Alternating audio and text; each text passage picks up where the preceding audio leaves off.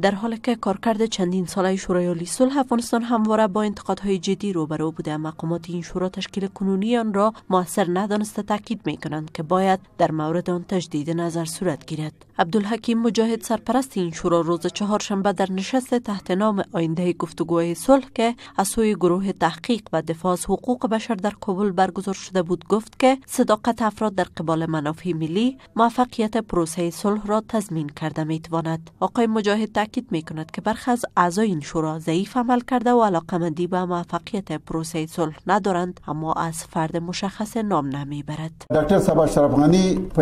دکتر صاحب اشرف غنی تعهد کرده که روی ایجاد یک مکانیزم قوی برای شورای عالی صلح کار خواهد کرد و ما هم انتظار این را میکشیم که چه زمان بالاخره ساختار جدید شورای عالی صلح تشکیل می شود. برخی از افراد در این شورا از ابتدا غیر حاضرند. مزاج یک تعداد افراد این شورا از ابتدا با صلح مخالف بوده است. افراد باید در چوکات این شورا گماشته شوند که قلباً خواستار صلح باشند. سرپرست شورای عالی صلح میگوید که رهبری جدید طالبان علاقمند انجام گفتگوهای صلح است، اما می‌افزاید که برای پیشبرد این پروسه نیاز است تا فضای اعتماد میان طرف‌های درگیر جنگ به میان آید.